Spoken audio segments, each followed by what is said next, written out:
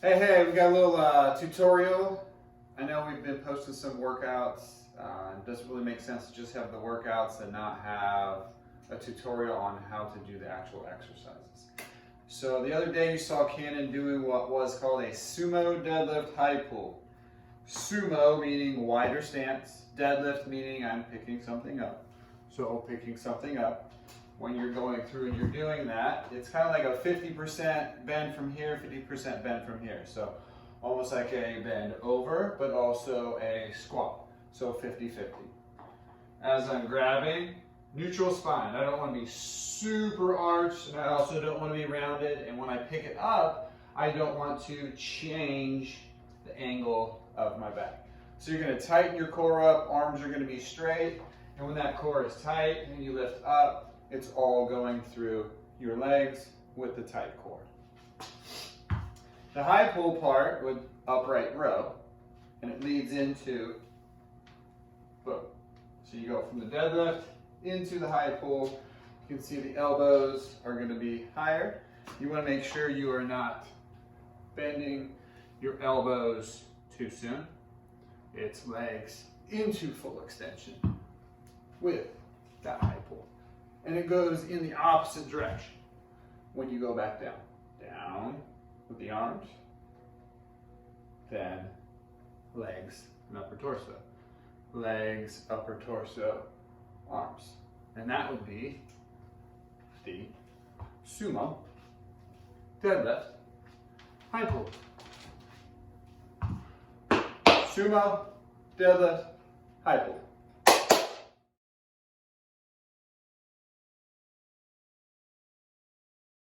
All right, another little tutorial, the kettlebell swing. We're talking about the Russian kettlebell swing, which is going to be eye level versus the American, which is going to be fully overhead. So eye level, not shoulder level, eye level, right through here. Kettlebell swing, we're using our kettlebell. Where people really get into trouble with this is when they are bending their back too much, not controlling on the way down. But also it's where they're using more like an arm lift. The kettlebell swing is meant to be something where you're using the momentum, and it is the explosiveness of this hip hop full extension. You're using the swing of the kettlebell to help you. So when you're going through it, deadlift, you pick it up, you're going to use the swing of the kettlebell. The catch phase, the pop phase. Catch, pop, catch, pop, catch, pop. Catching high, you're not catching way down here. Catching high. So extension, catch, extension, catch, extension, catch, extension harder, catch. Tight core, pop, tight core, pop. Arms staying straight as I'm going through. Slight bend over, slight knee bend, very similar to when we were doing the deadlift. And the sumo deadlift, high pull. Boom. Kettlebell swing.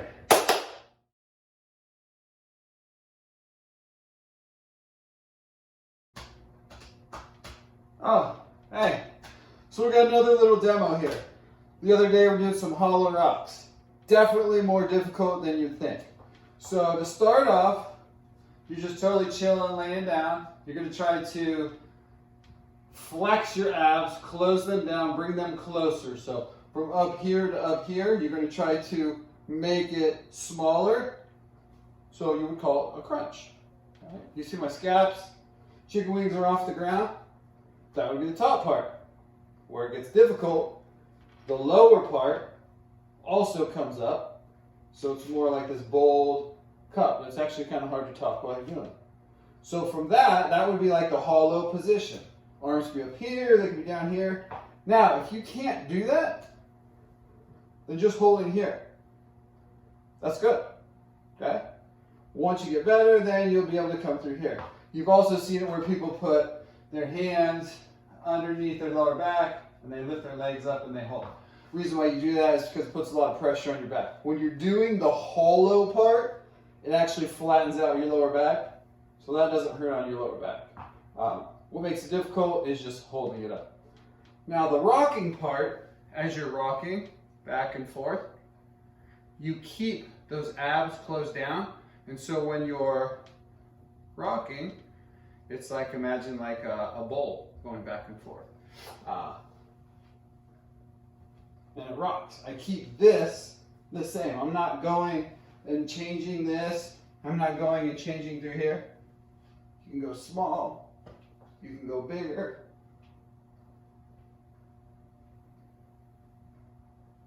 But the beginning phases are going to be just trying to work on getting those holds. And trust me, just doing a hollow hold is difficult to begin with.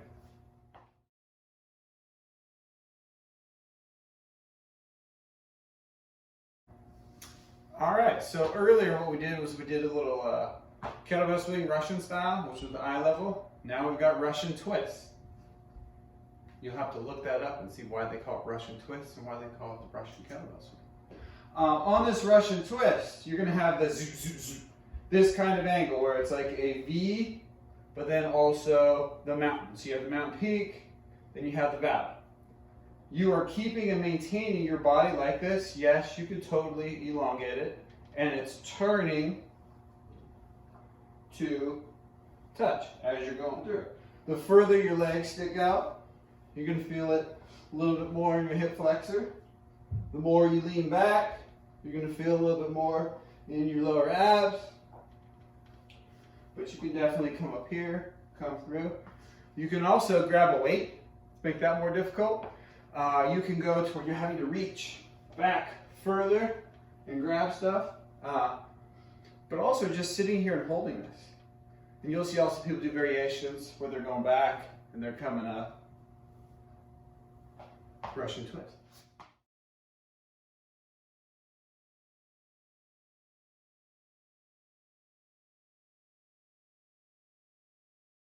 All right, little tutorial, little explanation. We get a lot of people that argue about burpees. Well, you got to do it like this. No, you got to do it like that.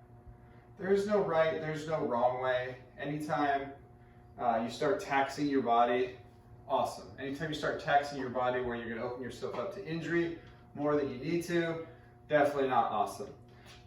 Some people do burpees where they go into a high plank, they right back and go through that. I don't personally do that, but hey, if that's what you want to do, that's what you want to do. I go all the way down the ground.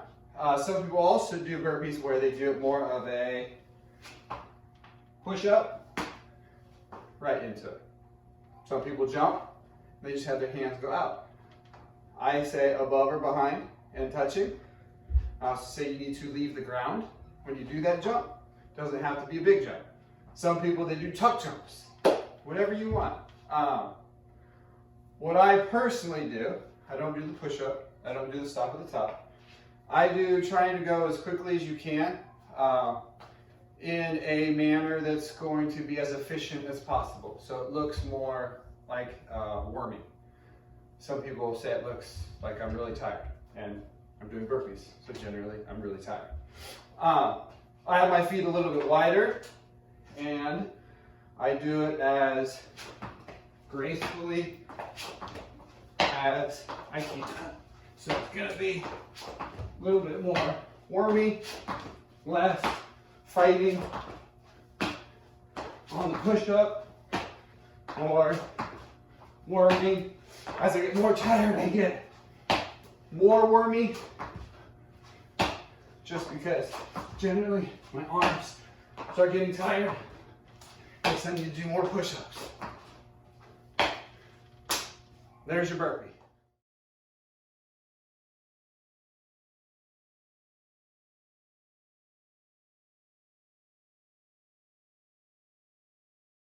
So I generally try to not argue with too many people. There are so many ways to do so many different things. The way I personally subscribe to doing squats is I say you go through a full range of motion. And by that, I mean your knee joint, ankle joint, hip joints going through a full range of motion, which looks totally different for each and every person. So before you start judging them, you need to make sure you know a little bit about them. If you can go through a full range of motion, then I definitely subscribe to the squat where you're going down and you're going all the way up. All the way down, all the way up. It's a natural motion for your joints. In terms of how close or how wide on your feet, once again, depends on the person. I know people that feel comfortable here. I know people that feel comfortable here. What I would say is, why not do all those? Why not do the wide? Why not do more than normal? Why not do the close? You're training yourself in all kinds of different ways because you never know. When one day something's going to happen, it's going to fall on you, you're going to have to catch it here and you're going to be here. Or you're going to be here. So it's good to train all that. But I'm more of a traditional, maybe a little bit wider than traditional.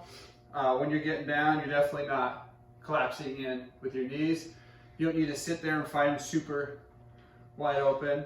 You're not going to be seeing me do a grand plie anytime soon, which is probably more my issue than anybody else's. But all the way up, all the way down. Try to keep your upper torso as upright as you can, but you will see people who really struggle, mobility-wise, strength-wise, to stay upright. Just like you'll see people who have a hard time keeping their feet down. You don't need to do 100 squats if you can't keep your feet down. Maybe you need to grab something and get into this position and work on getting into this position, because that's far more important than how many squats you do. No, I really don't like seeing people just squat through here. It's not a full range of motion. I would like to see them go through a full range of motion, but if they get to this point right here and they start rounding and going through there, then no, they shouldn't keep going down. It's not good for their body. They can put a chair here and they can sit straight down onto the chair to be able to then stand up and to keep that lower back in a high quality position in terms of your hip tilt. So that's the squat. Focus on keeping those feet nice and flat, not let your knees dive in if you can. Full range of motion with that neutral spine, upper torso as upright as you possibly can. And none of these squats right here, unless you're specifically training something for a very specific reason. But in terms of just a normal exercise, air squat or lighter goblet squat, please try to do that stuff right there.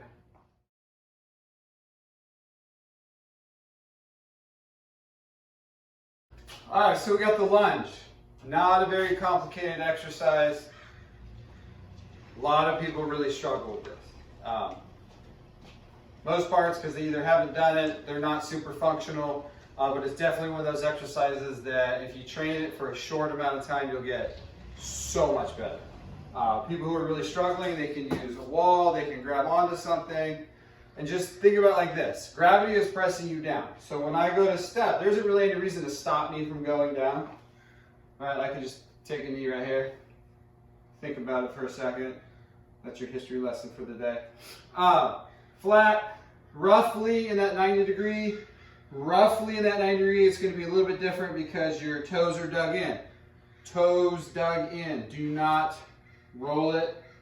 Toes dug in. You'll see a lot of people who are really good on one side, but then when they go down to the other side, it totally flops down, especially for younger kids.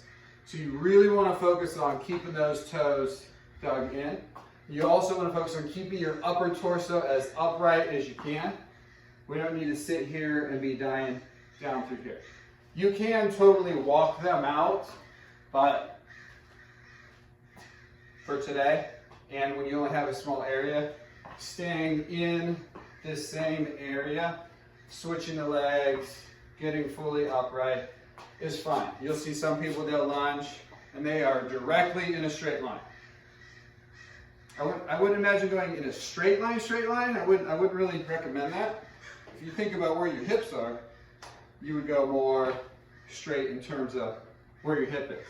I also see people who come out, go back here. So it's more like the letter V. Totally fine.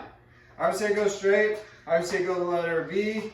I see people who they go backwards. Right? It's like people who jump rope. They jump forward, they jump backwards. Backwards to me is like so weird. Okay? It feels definitely different, but I would recommend doing both. Don't always do your lunges forward. Right? One day, do them forward. One day, do them backwards. One day do them a little bit more open, one day do them a little bit more straight. That's the lunge. Carefully that you're not stepping too short. Keep that 90-ish degree, which is more of like an elongated stride. Not super elongated, but elongated. And keep that back toes dug in upright.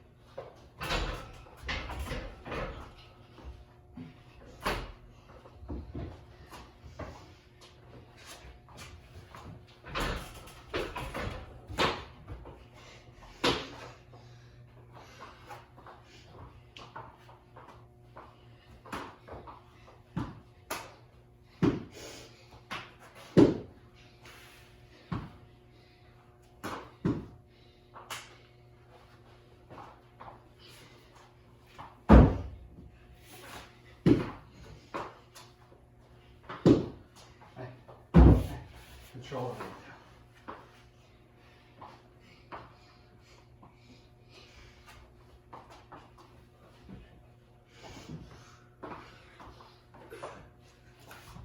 Okay.